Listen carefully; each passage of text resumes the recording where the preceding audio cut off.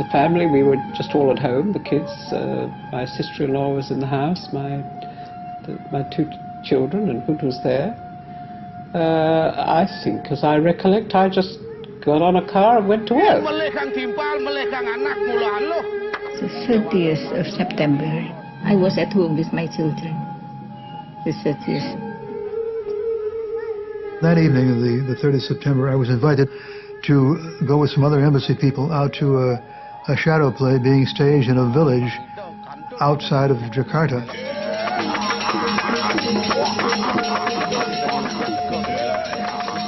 And it was a lot of fun. And we were there until, I think it was almost 1 o'clock, 1:30 when we left. On the night of September 30, 1965, I was in Jakarta.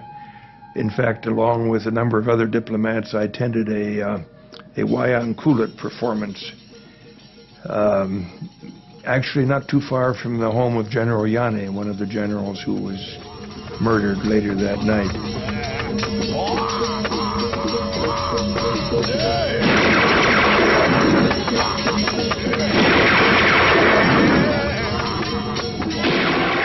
On the 30th of September, 1965, 6 of Indonesia's most senior generals were dragged from their beds and brutally murdered. The events of this night led to the bloody mass destruction of the largest communist party outside China and the Soviet Union. It proved to be a major turning point at the height of the Cold War, when the West would help an Indonesian general seize power to become one of the most ruthless dictators of the 20th century.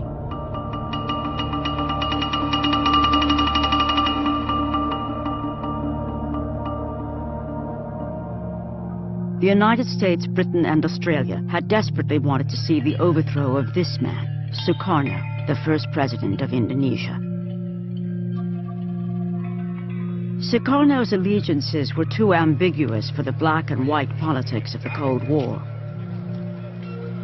500,000 of his supporters were to be brutally slaughtered when his balancing act failed.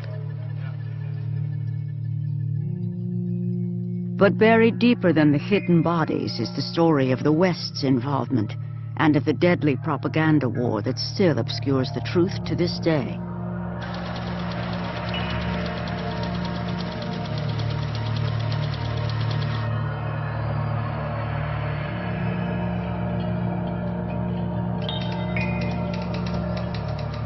Popular understanding of what happened came from the reporting of a few Western journalists who were in Indonesia at the time. But it was a difficult story to cover, and what they did report was manipulated, cut, and buried in the back pages. This film tells the tragic story of what many would still prefer remain buried as a forgotten footnote of the Cold War. The man who came to power, General Suharto, established one of the most durable and corrupt family regimes of our time. He and his army have the sinister distinction of murdering more of their own people than any other regime supported by the West.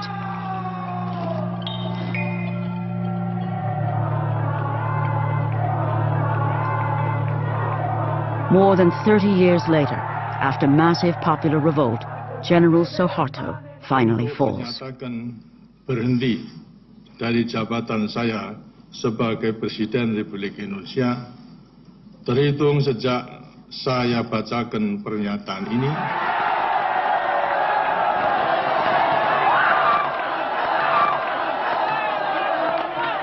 With General Suharto out of power, some Indonesians now feel bold enough to question the corrupted versions of their history.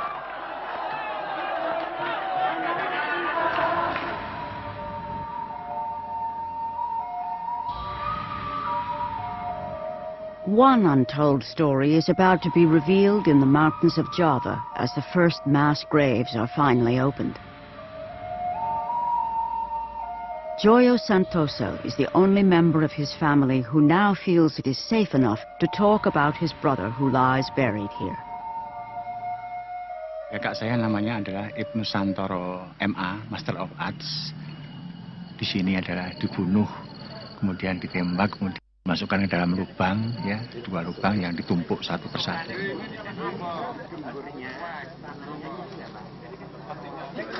Ibnoe Santoro was dumped in this hidden grave, along with 22 others branded as communist sympathizers.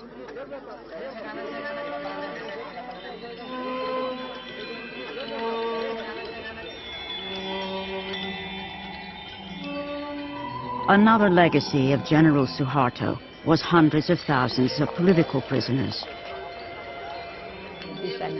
One of those was Dr. Sumiasi, who was a pediatrician in the capital, Jakarta. Yeah, I stayed in prison 11 years in 10 places. Yeah, okay. Yeah. Dr. Sumiasi was arrested without warrant, then detained without trial for allegedly being associated with the Indonesian Communist Party, the PKI. My crime is only that I was member of the HSI, and the HSI, it is the Indonesian Scientist Organization. It's a legal organization, but they think that the HSI was a branch of the PKI because HSI always worked for the people. And the army, they are very stupid. They are very stupid, very, very stupid. It is only now, too, that those forced into exile are finally free to return. Like Carmel Budiarjo, an Englishwoman who settled in Indonesia in the 1950s. I returned to Indonesia as part of the victory of the Indonesian people in getting rid of Suharto, because as long as Suharto remained in power, I would never have been able to get back.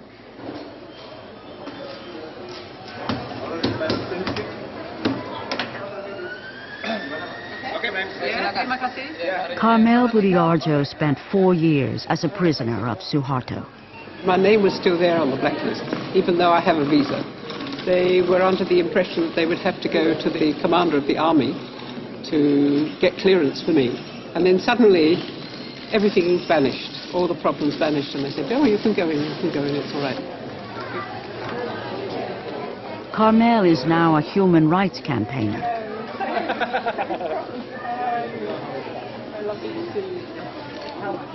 Her friends hope that her visit will help break the conspiracy of silence about the events of 1965.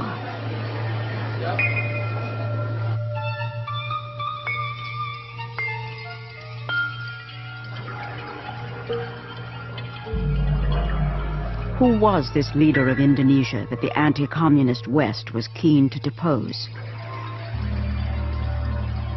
Sukarno was born in 1901 in Java, the dominant Indonesian island.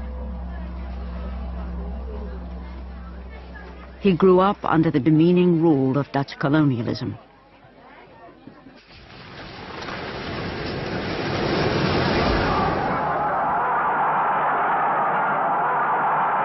Sukarno was an ardent nationalist who led Indonesia's independence movement.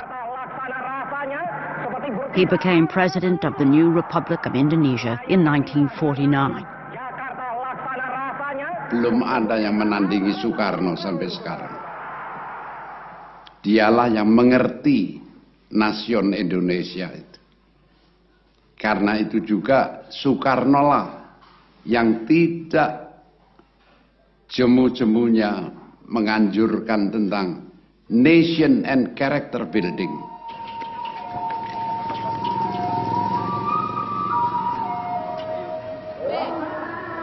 President Sukarno's ambition was to unite a new nation from a clash of cultures, languages, and the world's main religions.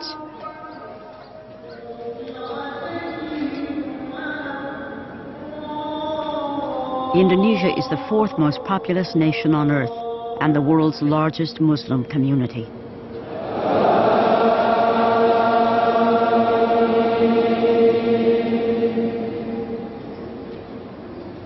Kepribadian banteng.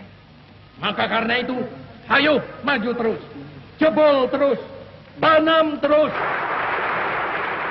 Sukarno thought he could preserve his own one-man rule by balancing the competing ideologies inside his country. I tolerate all ideologies.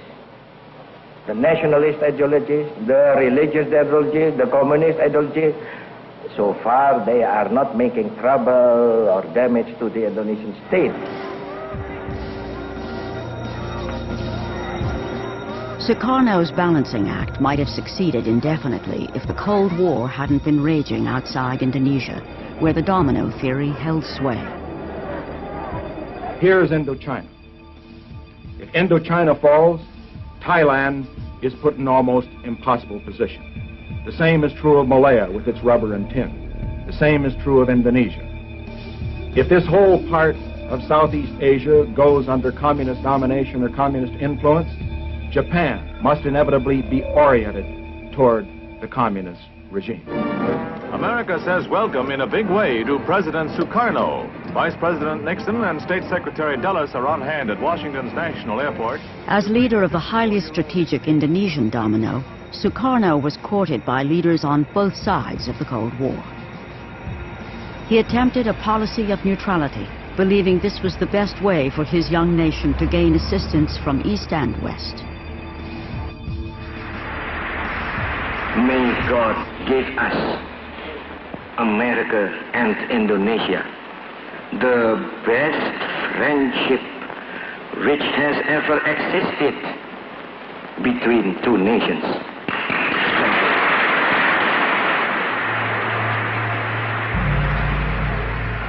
Only 3 months after his address to Congress, he visits China and the Soviet Union.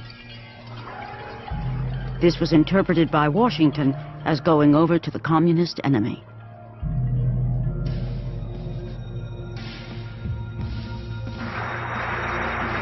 The United States becomes even more alarmed by the success of the Indonesian Communist Party in 1957 elections. Indonesia is now seen as a questionable ally.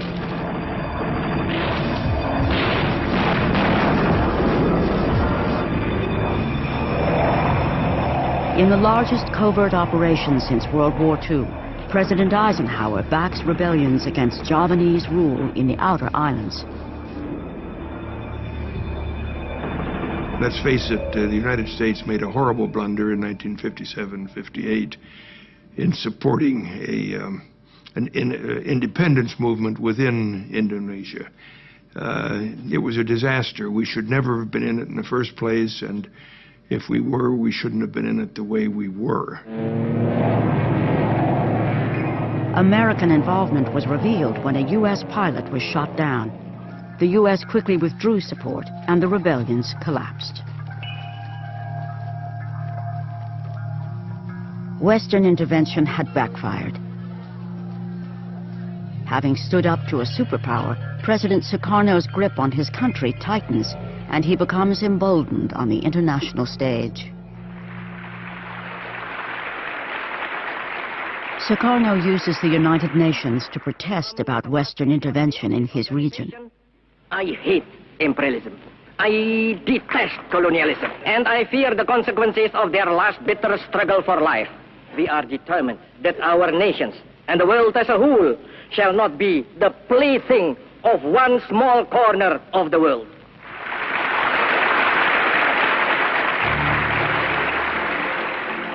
Shortly afterwards, Britain moves to form the new state of Malaysia on Indonesia's border. Sukarno is not consulted. Incensed, he launches a military campaign against British forces to crush Malaysia.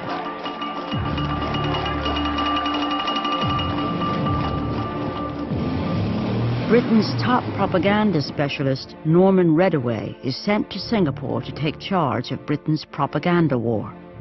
What I remember Norman telling me, his mission was very simple. Do anything you can, he was told, to get rid of Sukarno. And he was given a budget. It was a matter of hundreds of thousands of pounds.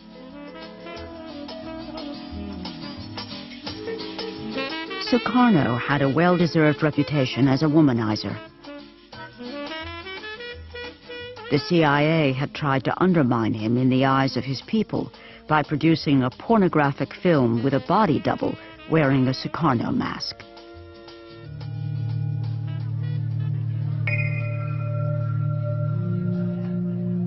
At least 6 assassination attempts were made on his life. Sukarno blamed the CIA for most of these.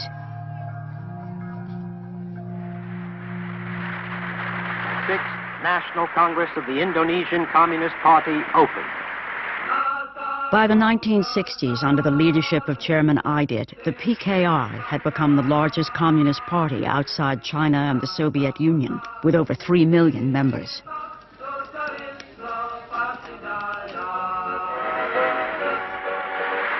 The personal appearance of President Sukarno increases the atmosphere of unity of this gathering.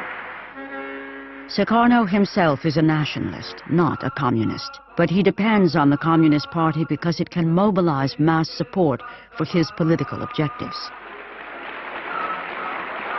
In return, Sukarno protected the PKI by banning anti-communist press and by restraining the army, also a potent political force in Indonesia. The chairman of the Communist Party had outlined a new approach of a kind of parliamentary road to power. At the same time, the Indonesian army was fairly unique because it operated also like a political party. And in that sense, the Communist Party and the army were in competition with each other, all from the village level up to the capital city. The West, as well as many Indonesians, fear the country is in danger of falling into communist hands. Supporting the army is seen as the best hope for the anti-communist cause. With the PKI growing rapidly under Sukarno's protection, the lines are drawn for an inevitable showdown.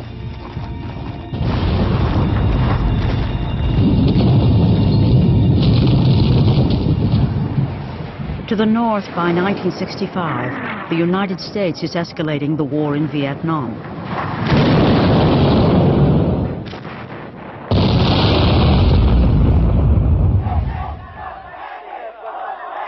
In protest, U.S. buildings in Indonesia become a target. There were mass demonstrations, thousands of screaming demonstrators that would throw rocks at our embassy, and several with flaming rags around them. So we were, in effect, public enemy number 1 at that point. We had replaced the British. Anti-Vietnam War protests are also the order of the day at the University of Wisconsin, where Ibnoe Santoro has been studying economics for the past 5 years. Jadi dia 2 tahun selama di USA, dia mendapatkan ijazah MA. Kemudian dia mengambil doktor PhD dengan tambahan 3 tahun lagi. His friends from Wisconsin say he loved JFK, democracy, and the American way of life. But Ibnoe's fate was to be sealed by the politics of his day. Tapi karena ada konfrontasi antara Amerika dengan Indonesia pada waktu itu, jadi semua mahasiswa yang di Amerika, Indonesia ditarik lagi ke Indonesia semuanya, termasuk kakak saya, berikut dengan keluarganya. Returning home to a country being polarized by Cold War politics, Ibnoe gets a university job by joining the Indonesian Graduates Association, a group associated with the Communist Party. Tensions were also rising in the countryside where the PKI had been enforcing President Sukarno's land reform program.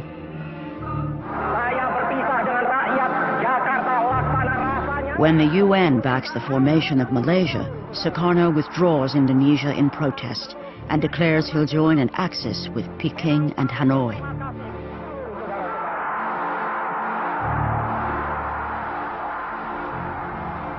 President Sukarno has now gone too far for the West.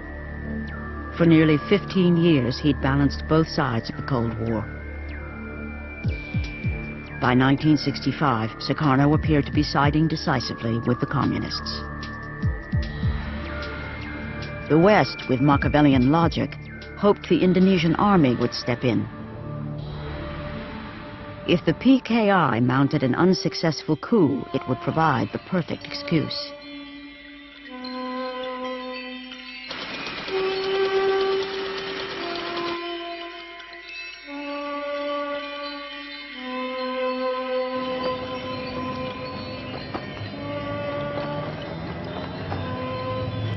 Certainly 1965 was the height of the Cold War. Vietnam was very important for the Americans, and the war wasn't going too well. The Marines had landed, but they had taken some bad reverses. And so when it appeared that at the back door, Indonesia was about to go completely into the communist orbit, there was a lot of concern. There was a lot of fear. Then Sukarno appears to collapse at a public reception, raising the stakes even further. There were rumors that his kidney was failing, and of course put the army on high alert. It did raise questions. If he's sick, what will happen if he dies? Who will move? Who will take over? The PKI do it by themselves? Will the army do it? Will God knows who else do it? Rumors circulate that an Army Council of Generals, backed by the CIA, is plotting to overthrow Sukarno. Army was clearly keen if Sukarno became incapacitated, they would seize power.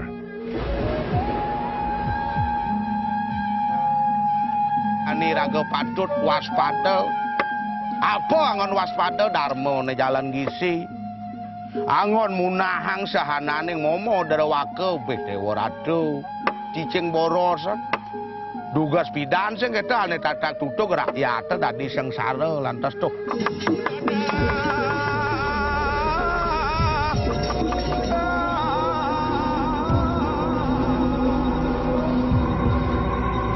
On the 30th of September 1965, Indonesia is changed forever. This 4-hour film is General Suharto's version of the events of that night.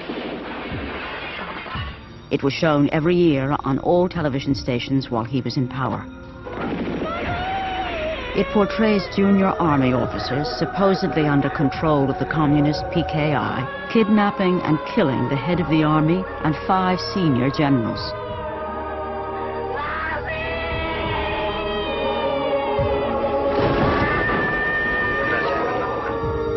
General Suharto puts down the so-called 30th of September movement and heroically saves the nation.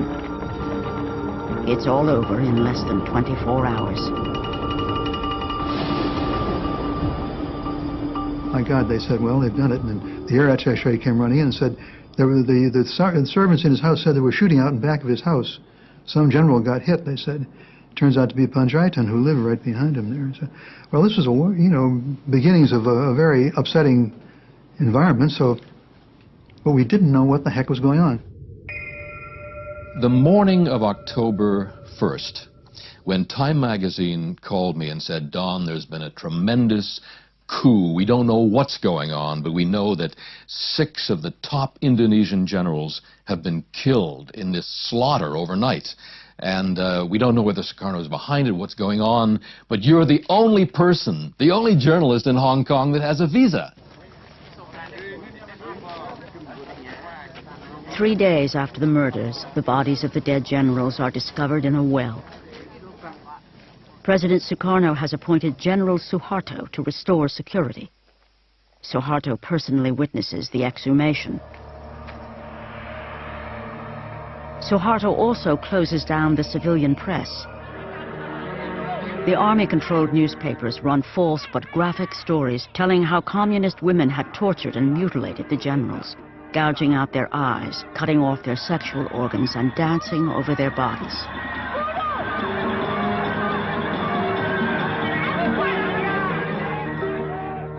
The Indonesian Communist Party, the PKI, is blamed for the abortive coup. The first big event I covered in Jakarta was the funeral of the 6 generals. We had heard tales about the way this slaughter had been done, the mutilation of the generals, how they had been tortured and killed. And we had no way of knowing it. We didn't speak to any eyewitnesses. And so if the army put out with authority that these bodies were mutilated, it became the perception. If the Communist Party was responsible, Western diplomats could not understand why it would mount such an ineffective operation. I would have said it made no sense at that time because the communists were moving very effectively. They were achieving their objectives by other means. And I would have said, why in the heck should they mount a coup? It was known that the murders were carried out by junior army officers calling themselves the 30th of September movement. But the question of who, if anyone, was pulling the strings behind these officers was much less certain. Nevertheless, the diplomatic cables do reveal the West was keen for Suharto and the army to drive home its advantage in this brutal Cold War struggle.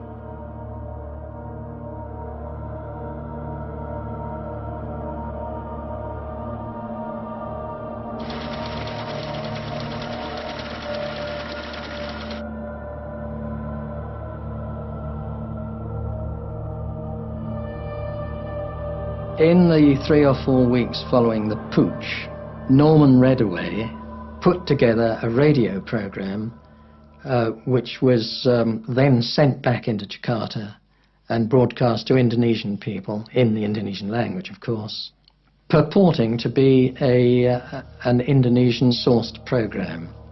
They were putting back a highly coloured version of the story that Suharto and his men were putting about.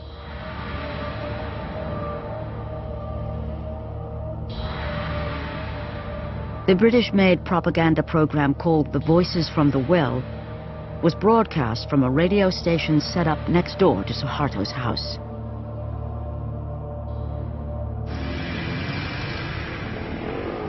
The army set up a new tabloid to spread stories of the bestiality of the PKI. They emphasized that women will sink to utmost depravity under the godless communist influence.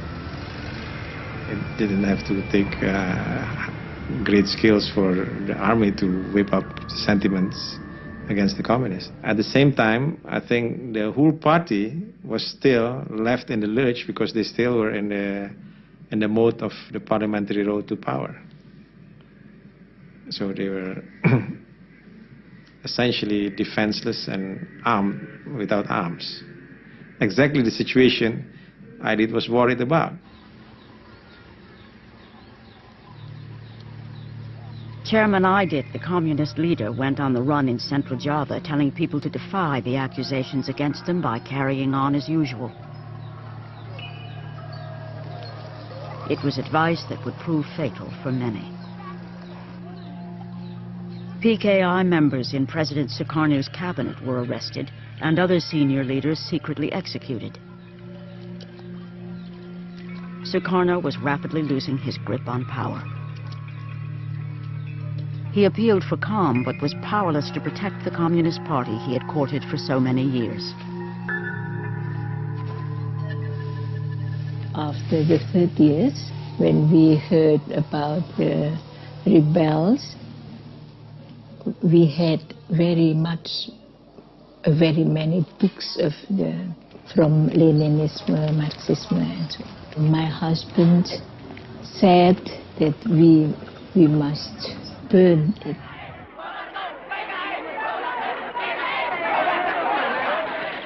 Mobs of students hit the streets in protest against the PKI. The army supplied them with lists of targets to be attacked. The Communist Party headquarters was the first to be destroyed. As time went on, we saw that the anti-Sukarno factions of students gained in strength and importance, and of course they were manipulated and steered by the army. I often saw army officers talking with or conferring with students, letting them know how far they could go that day.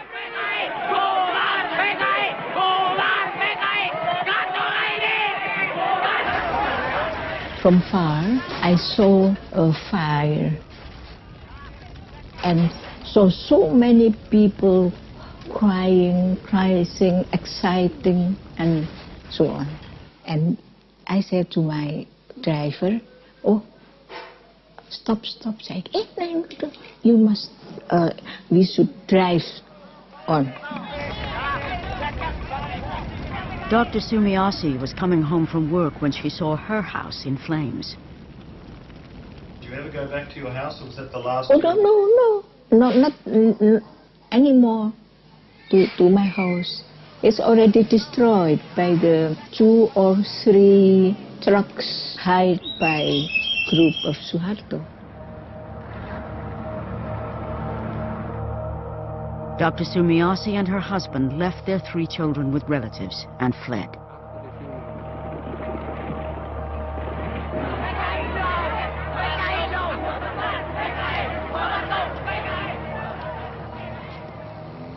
Carmel Budiarjo lost her job as a translator in the Indonesian Foreign Office almost immediately.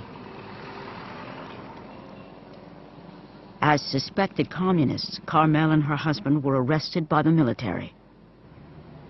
I was sitting in the small room on the side here, and the soldiers came in and they asked for me. That's where I was arrested, in the front room.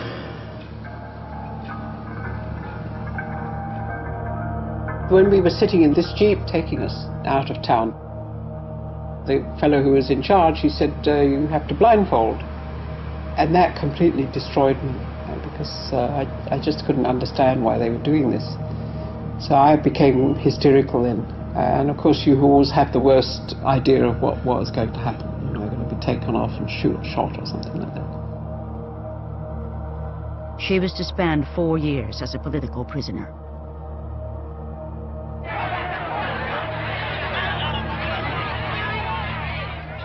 In the capital city, even people with the most tenuous links to the PKI are arrested en masse.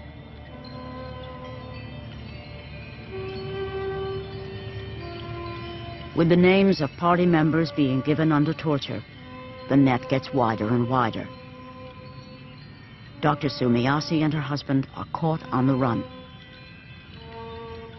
When Suroso called me for an interrogation, and he is very, very cruel, he said, are you a member of the PKI? Oh no. Are you doctor of the CC?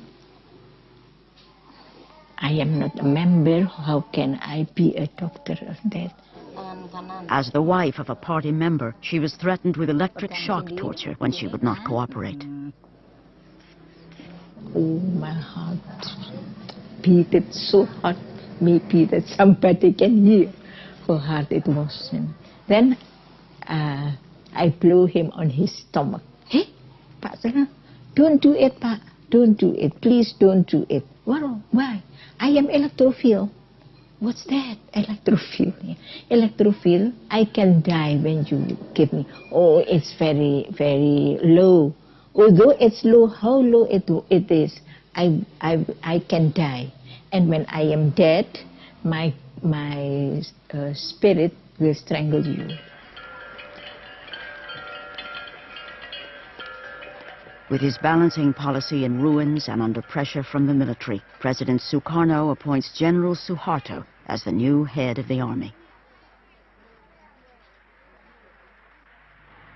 I, President, Supreme Commander of the Armed Forces of the Republic of Indonesia, appoint Major General Suharto. I appoint him as Minister, Commander of the Army. Now in official control of the army, General Suharto plans the systematic destruction of the Communist Party. He immediately dispatches his para-commando troops to central Java. Here they purge any army officers sympathetic to the PKI. The army then turns its attention to alleged communist sympathizers all over Indonesia. As long as there is still one communist in Indonesia, I think we still have military operations against this one person. Well, Suharto gave the orders to clean up everything, to every commander who was under his organization. So this is what I did. I ordered all my people to send patrols out and captured everybody in the PKI post.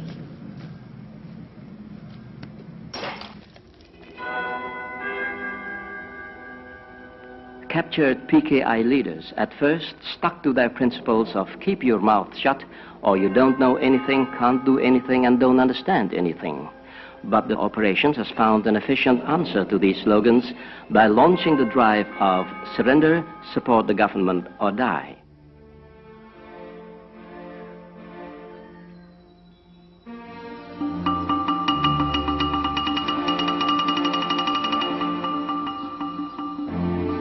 The district of Prambanan, known for its 1,000-year-old Hindu temple, was one of the first to feel the wrath of Suharto's ideological cleansing campaign. The army swept through Java, looking for communists, stirring people up, and they came upon many peasants, and the soldiers would say, you're PKI, you're a communist. And the poor peasant farmer would say, what do you mean PKI? What are you talking about? And the interrogation would go on, and the farmer might say, oh, you're talking about those guys who came around and offered us seed at cheap prices. Oh, yeah, sure. We signed up with them, but that doesn't mean I'm PKI. I wasn't a communist. Those are just fellows who helped me out when things were tough. And certainly they did kill communists. They also killed a lot of people who were probably not communists.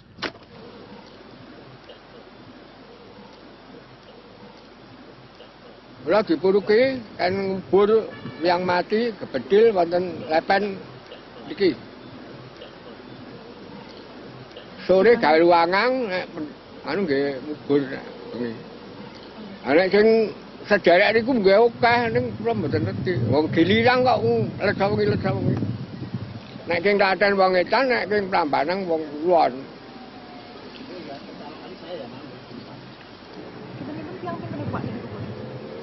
Nggih nek elingan kula nggih antane 800-an nggih. Liwat.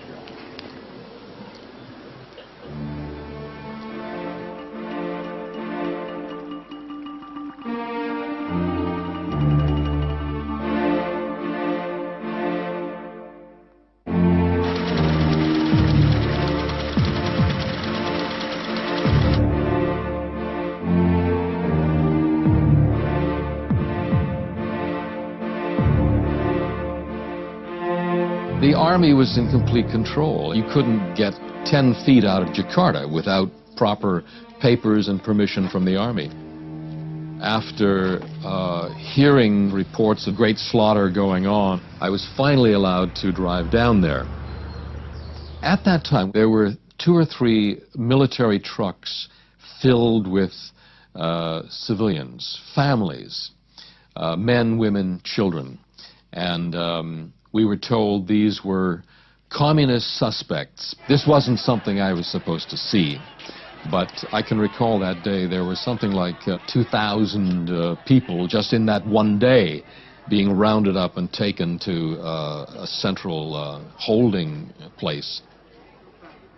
One of the most amazing things was that you had a major, massive communist movement done in with weaponry and power and force that was contributed by the Soviets, which is, there's a tremendous irony in that, and we can't help but take a certain satisfaction in that.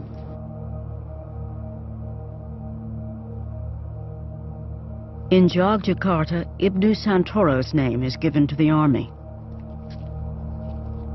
Jadi itu tepatnya adalah tanggal 10 November tahun 1965, ya. Kakak saya didatangi oleh 2 polisi militer, ya, kemudian dijemput, kemudian dibawa untuk ke kantor polisi militer tadi itu. Terus kemudian pamit dengan istrinya sama anaknya dicium, terus kemudian sudah tenang aja, saya mau ada urusan sebentar dengan pihak yang berwenang. Gitu.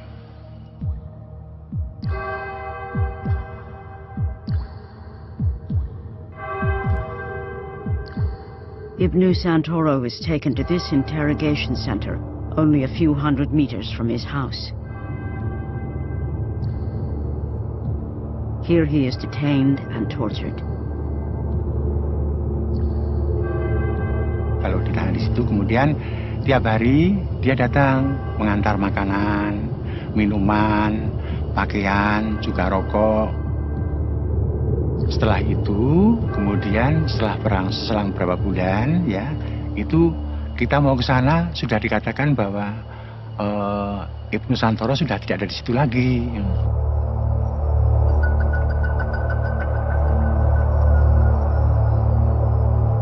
Ibnoe is taken on a 4-hour drive with 22 others. One of Ibnoe's fellow prisoners on the truck manages to write a list of everyone's names on the journey that day. He persuades one of the soldiers to draw a map of their final destination, which makes it back to relatives.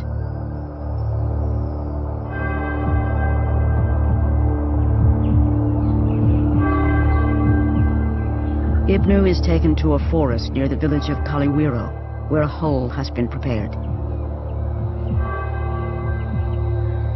Here he is shot in the back of the head.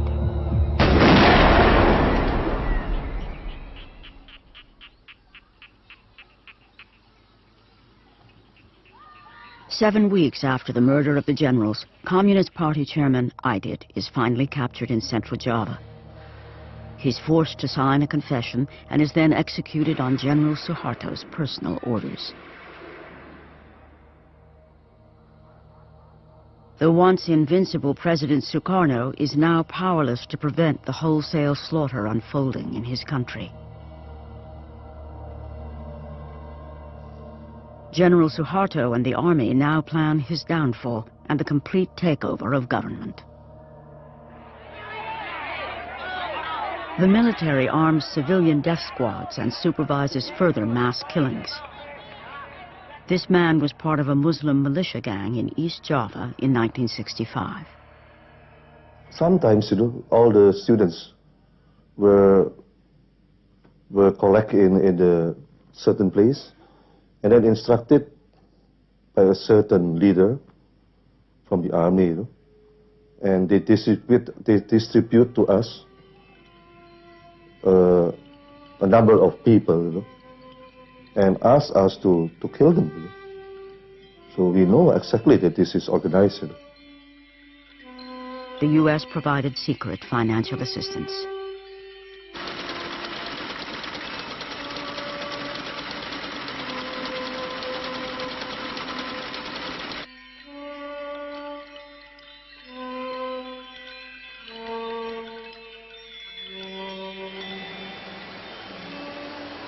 I saw many broken bodies and many pieces, torsos, legs, arms, floating in the canals. And this went on day after day, night after night. Hundreds of them.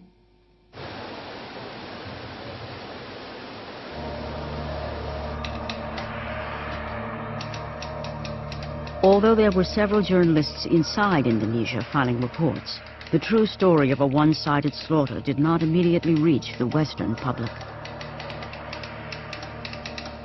I reported many interviews of catastrophic occurrences, but a lot of them didn't see the light of day in newspapers.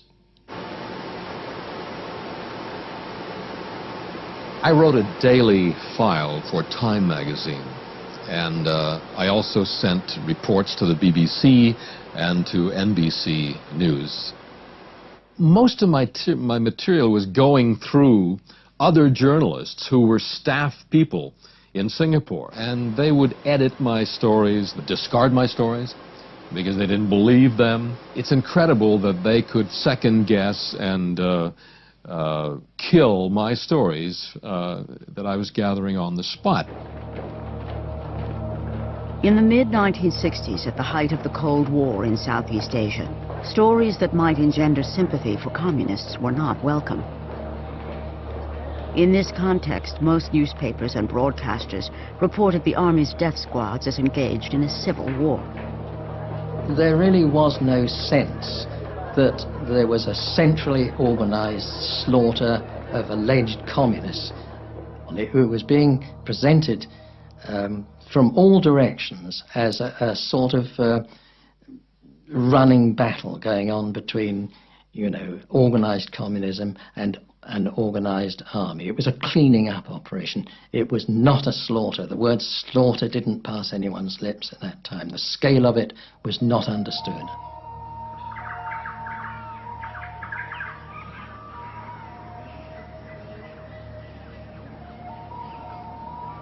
On the island of Bali, the army laid the groundwork for communal butchery. Propaganda teams toured the countryside, spreading stories of PKI plans for women to seduce and castrate soldiers to obtain weapons.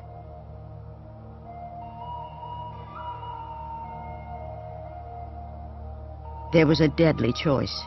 You either took part in crushing the communists, or you were one of them. I was told by General Sawa, Eddie, that whereas his boys, as he put it, had to encourage and stimulate the killing in Java, the killing in Bali was so intense that they had to stop it. They had to put a stop to it. Di sini banyak sekali orang dipotong. Saya sendiri, saya nggak tahu, saya nggak sengaja bicara. Ketemu saya orang dipotong, saya begini. Nih, kenapa anak istri saya menangis, saya sama anak saya, baru saya nangis. Kenapa nangis? Nanti dipotong. Ketuanya saya digalaki. Kenapa nangis orang dipotong? Ketagihan potong. Ya boleh saya potong.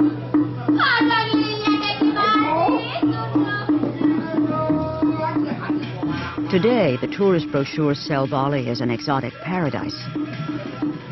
They don't mention that 80,000 people were butchered here in the space of only 2 weeks.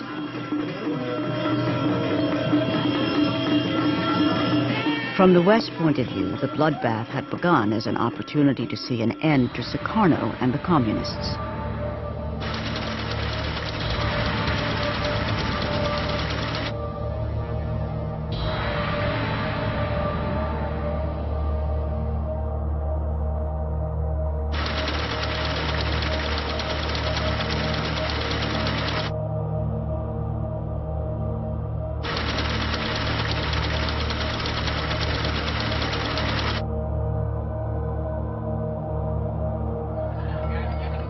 Some news organizations outside Indonesia were instruments for broadcasting Western propaganda into Indonesia.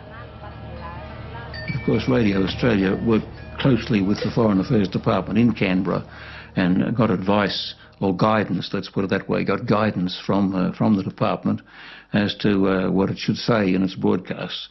From time to time that guidance wasn't followed, but mostly it's true to say it was followed. The BBC's reputation amongst listeners in Indonesia was high, and at a time when the Indonesian people would feel that they could not rely on their own media, they of course are going to be leaning on what they regard as reliable sources, BBC, Radio Australia and so forth. I think there's no question whatsoever that we were all manipulated. I think probably the manipulation was being orchestrated by Norman Redaway, but I've no doubt that he too was also a part of an organisation in which the Indonesians played their part, the Americans certainly played their part.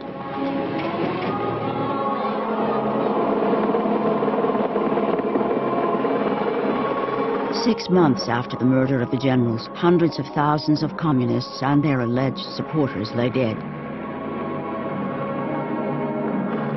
General Suharto's troops surround Sukarno's palace, causing him to flee by helicopter.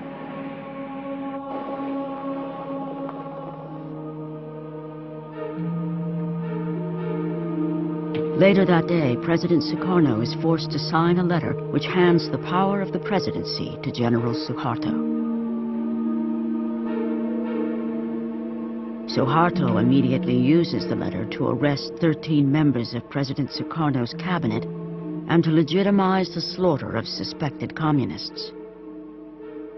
Jelas dan kita semua tahu bahwa kekacauan dan ketegangan sekarang ini disebabkan karena PKI.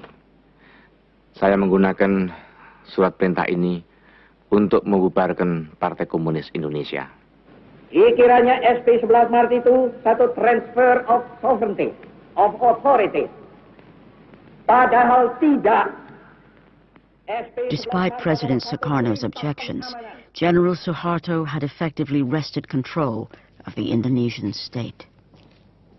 His takeover was reported as a gentlemanly affair in the London Observer and welcomed in the New York Times, which hailed Suharto as a gleam of light in Asia.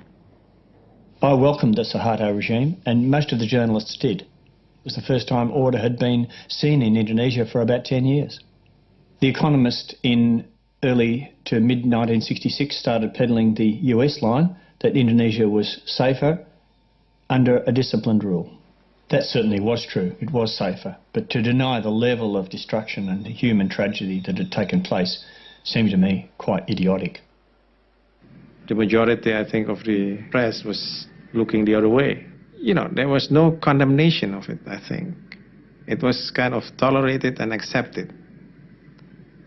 In fact, a kind of welcoming that Indonesia was joining the fold of the anti-communist movement. The Indonesian domino ultimately fell on the western side of the Cold War divide.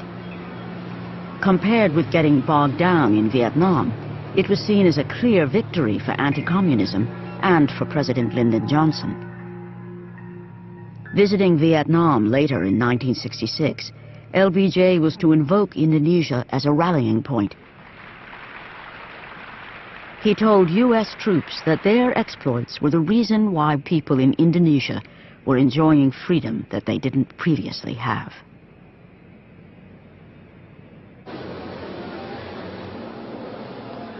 But in reality, it would be more than 3 decades before Indonesia would taste political freedom and freedom of speech.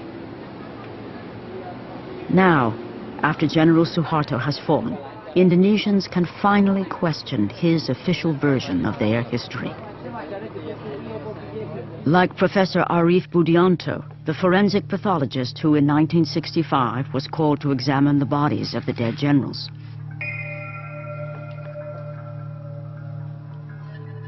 I got 3 bodies to examine. Not a single one of the bodies do we find the penis slice.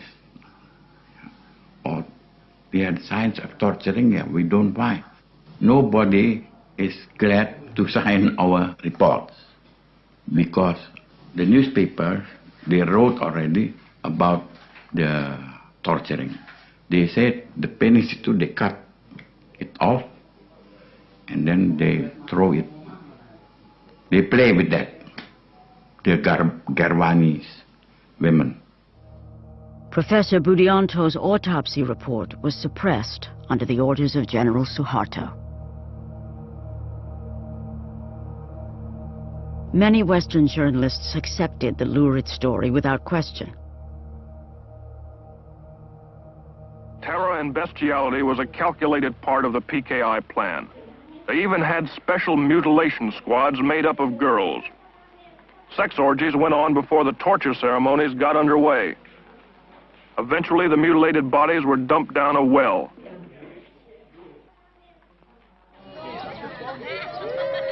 This monument was built at the place where the generals' bodies were dumped down the well.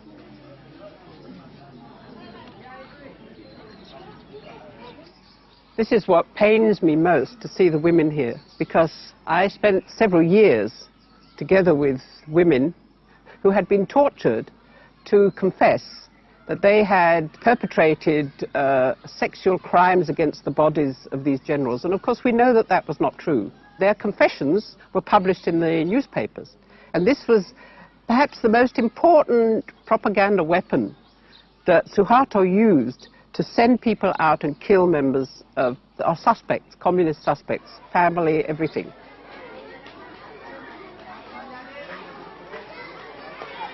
Ini dia umur berapa? 10. 10 juga? Kecil. Dan ini juga 10. 12. Kenapa dibawa ke sini?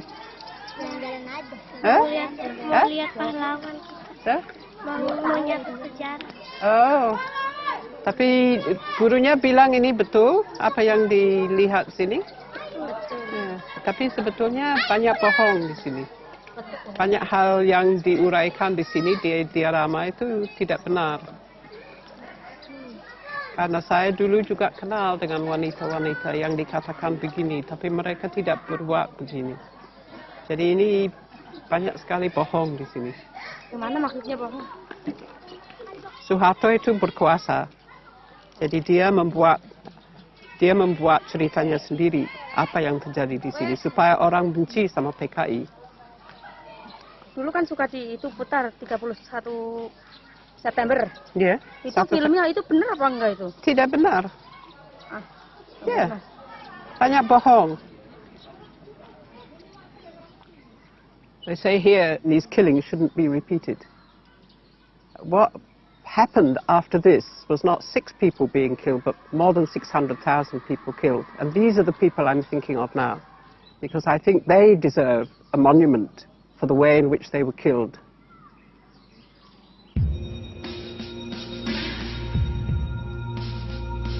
Military courts put more than 1,000 people on trial for the murder of the generals. There were no acquittals. The courts ruled that the Indonesian Communist Party was the sole puppet master behind the murders. Over 70 death sentences were handed down for the crime of having prior knowledge of the plan. But it's far from clear who else had prior knowledge of the plan to kidnap the generals. True responsibility is variously attributed to President Sukarno, General Suharto, and Western intelligence agencies.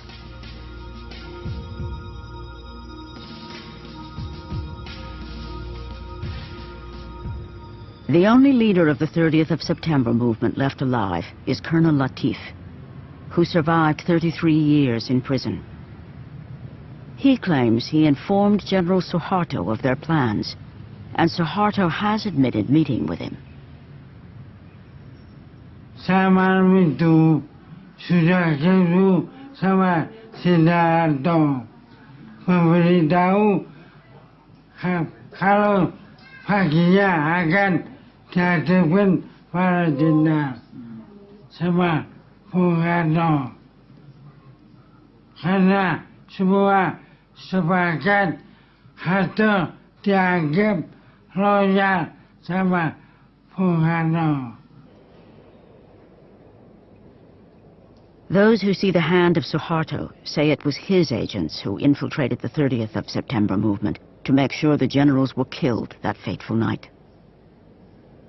The rebel soldiers maintained it was never their intention to kill the generals. Their intention, they said, was to bring them before President Sukarno to face charges of planning a coup against him.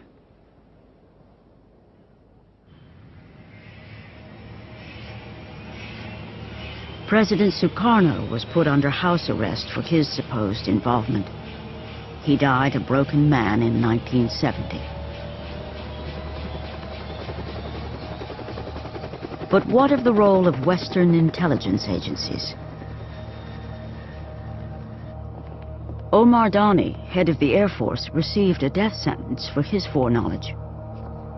Released after more than 30 years in detention, he clings to a view that many Indonesians like to believe. I think that the CIA is fully involved. And Suharto cannot do that because at that time, I don't think that not one general has the capacity to arrange such an intricate and so complicated operations. As CIA station head at the time, Hugh Tovar denies the CIA had any involvement in the conspiracy. In my time, 64, 5, and 6, the CIA was never told to do any such thing. The CIA was sent out there to collect intelligence and to report it to headquarters and to tell us what in the name of heaven is going on in that crazy country. You know, that's the way it was. And if the audience can't take that at face value, there's nothing I can say that's going to convince them. What is fully established is that Britain and the US gave extensive support to the army immediately after the murder of the generals, including providing weapons. The full extent will not be revealed until all the documents have been declassified, which could take many decades.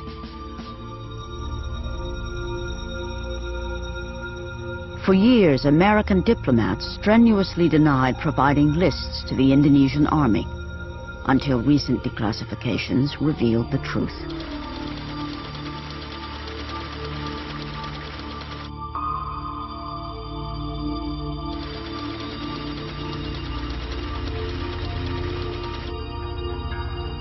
There were lists going around. I don't know who compiled them, but the theory was they're the people who are going to be extirpated next. So clearly there was a method and an organisation behind it all.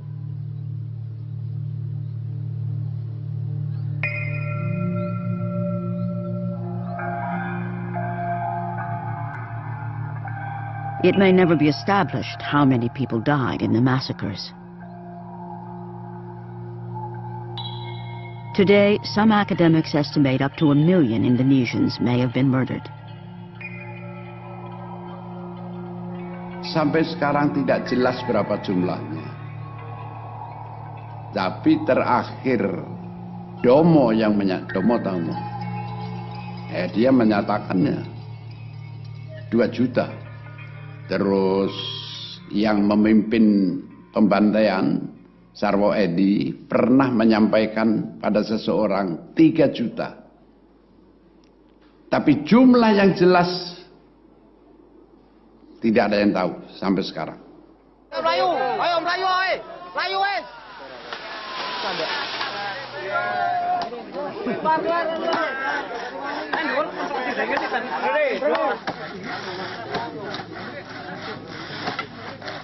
The newly established Massacre Victims Research Foundation wants to confront history by digging up the skeletons that have lain silent for 35 years. This wasn't Nazi-style industrial-scale killing. It was village-level murder with many thousands of graves spread across the country. Ya, kami mendapat surat dari yayasan itu yang mencari orang-orang hilang tadi itu, dan dinyatakan bahwa itu para korban yang telah dieksekusi sebanyak 23 orang itu, Kaliwiro ini, itu makamnya akan digali kembali.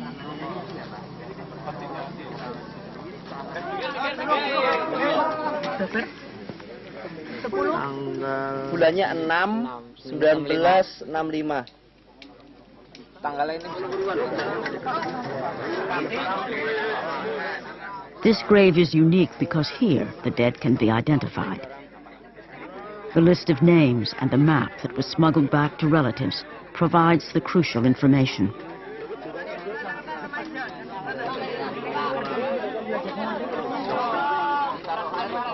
Sekarang saat ini ya, setelah kami mengetahui ada kerangka ya yang kalau diidentifikasi ya.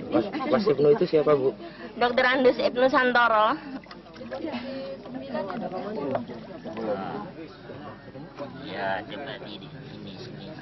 Saya karena ada 2 gigi yang dicabut ya, dan sesuai dengan berita dari dokter yang bersangkutan, ya, dokter forensik yang memeriksa bahwa ini adalah kakaknya, karena pada waktu itu berumur 34 tahun, ya, itu.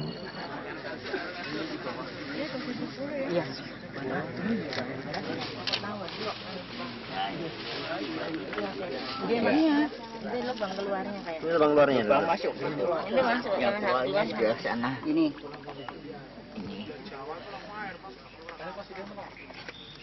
Depannya. Nah, ini lubang keluarnya. Di sini adalah dibunuh, kemudian ditembak, kemudian dimasukkan ke dalam lubang, ya, 2 lubang yang ditumpuk satu persatu tanpa ditumpuk kayak apa saja itu, kayak kayak menimbun binatang saja itu. Nah, itu saya merasa sakit. Tapi itu kita sebagai seorang Islam Muslim ya, yang beragama ya, itu semua kita kembalikan kepada Yang Maha Kuasa. For Indonesian Muslims, it's traditional to make an annual visit to the graves of their relatives. These families can now rebury their lost relatives in accordance with their beliefs.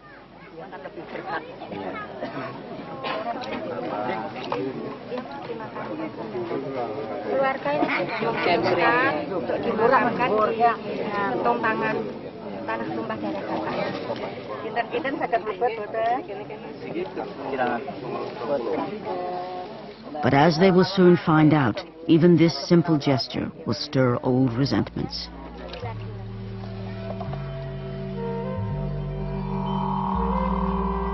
An estimated 600,000 political prisoners were held without trial in the early years of Suharto's rule. Karmel Budiarjo recalls sharing a prison cell with Dr. Sumiasi. What always sticks in my mind about Dr. Sumiasi was she said, we must not succumb to their bullying. And the way we don't succumb is by staying healthy. We have to survive. The two women haven't seen each other since prison 30 years ago. Can't believe it. Hello, how are you? Yes.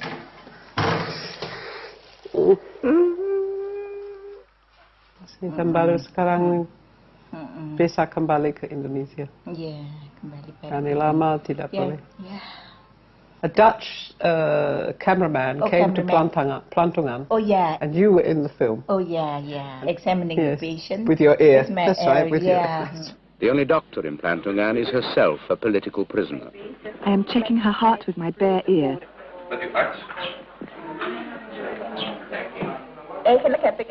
Actually, I need a stethoscope, but there is no stethoscope.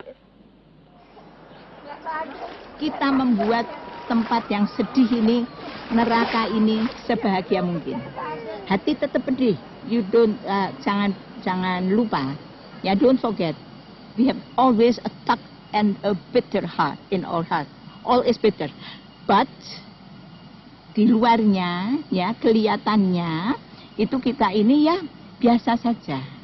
Biasa saja. Sebab itu apa?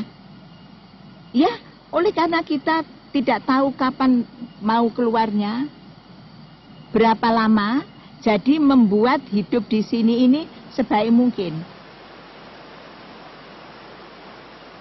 In the 11 years she was detained, Dr. Sumiasi barely saw her 3 children grow up. Kalau anak tidak tahu, kalau anak saya ngomong bahwa saya bukan anak saya, tahu. Waktu dibawa ke Plantungan saya, terus ditawarin mesti keburu, anak berapa coach rodet tanpa anak, jadi berangkat sendiri. Nah gitu, jadi tidak pernah ngomong seitunya. She wanted to protect her children from the vilification directed at families of communist suspects. Even today, her children still call her auntie in public because of the institutionalized shame from the Suharto years.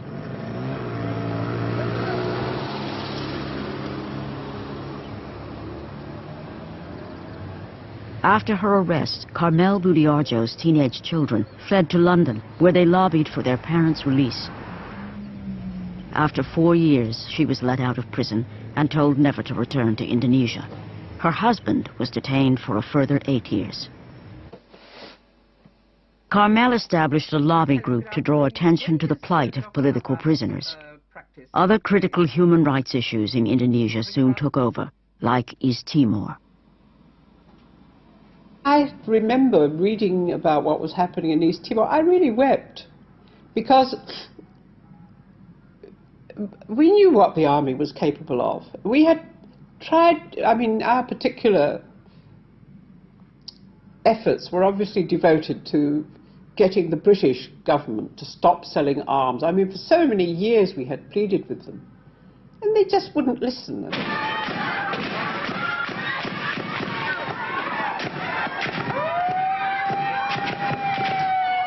By the 1990s, the Indonesian army had been getting away with murder for 25 years with scant criticism from the West. But on this occasion, the Western media managed to get pictures of one of its massacres in broad daylight. In East Timor, the Indonesian army used their tried and true tactic of recruiting militia gangs, the tactic condoned by the West in 1965. I do see a line there right from the start. We condoned it, let's put it that way. I don't think we should have condoned it entirely as we did. We've given them the impression, particularly the army, that, you know, in the long run they can do what they like. But it was the people of Indonesia themselves who suffered on an even greater scale under General Suharto's military dictatorship. In Indonesia, the army was fully in control of the political instruments of power through surveillance and domestic intelligence, you know, conducting, you know, dirty tricks, operations, including extra-legal killings, kidnappings, you name it, torture, state terror.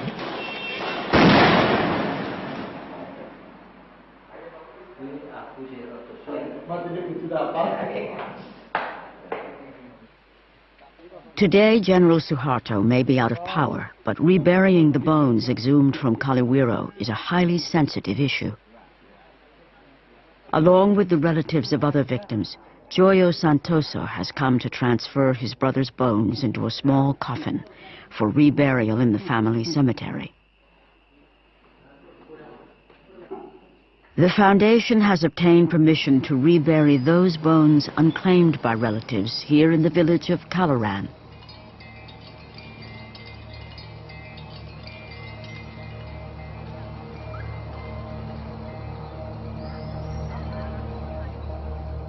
Local Muslims object and blockade the house.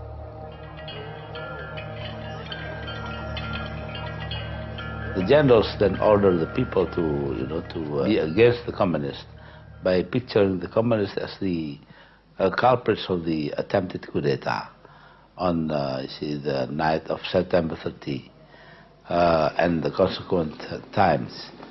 Some people were against communism, but actually it's misperception.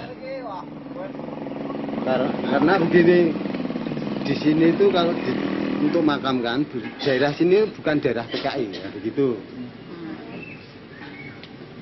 Oh, mungkin yang ngompor itu juga nganggap ini PKI kan gitu. Ya.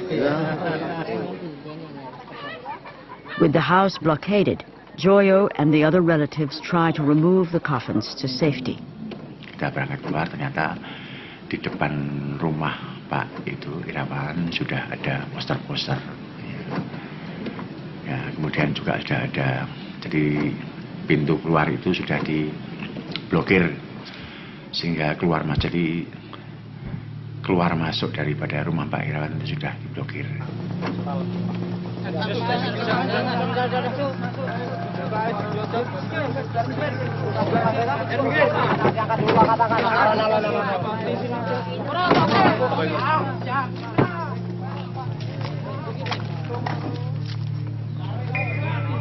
Nah, kemudian mereka sempat memancing emosi ya dengan jalan penempeleng itunya, sopirnya, keneknya, terus kemudian Bu Sri juga semacam diperlakukan dengan kasar ya gitu. Kita silakan Ibu ke tempat Pak Irawan dulu. Tua-tua petinggal kamu tuh. Silakan ke tempat Pak Irawan. Setelah itu kemudian yang keluar yang pemimpinnya yang pakai kumis tadi itu teriak-teriak, pokoknya memaki-maki lah. PKI gini. Kemudian ayo siapa mau marah ya, sambil mengeluarkan pisau belati. Yang mau marah saya bunuh. Cuma kecemburuan ideologis, karena kita tahu semua bahwa yang akan dikebumikan ini tulang belulang dari orang-orang yang berdikatan sebagai ex-G30S. Joyo and the others managed to rescue their relatives' bones for later reburial.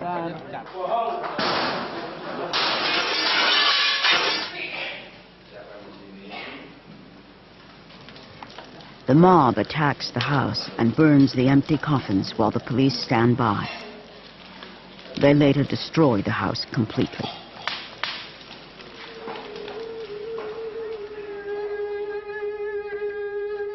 In the stories of the shadow plays taken from ancient Hindu texts, injustice is bloodily avenged. Forgiveness is not part of the equation.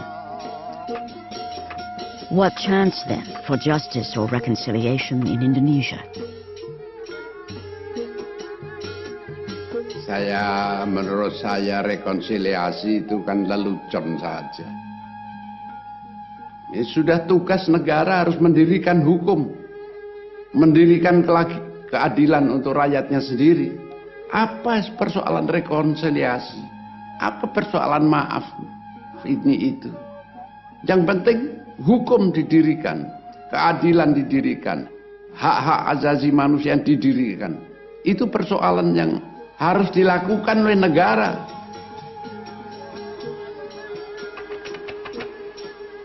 We have to be honest to history. If we did a wrong thing, then we have to apologize for it.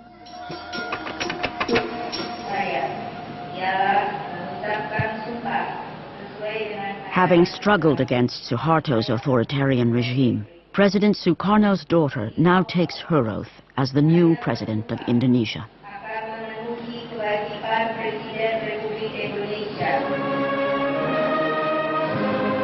Like her father before her, Megawati Sukarno Putri must balance the volatile forces inside her country. The military remains powerful. Her only counterweight is Indonesia's fragile democracy and the shaky rule of law.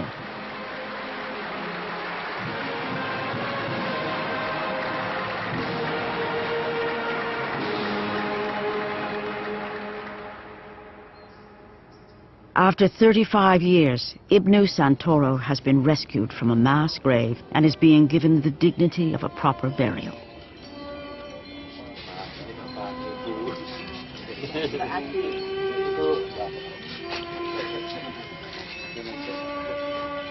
One person among the countless victims of this Cold War massacre is finally laid to rest. But in today's Indonesia, the ghosts are very much alive.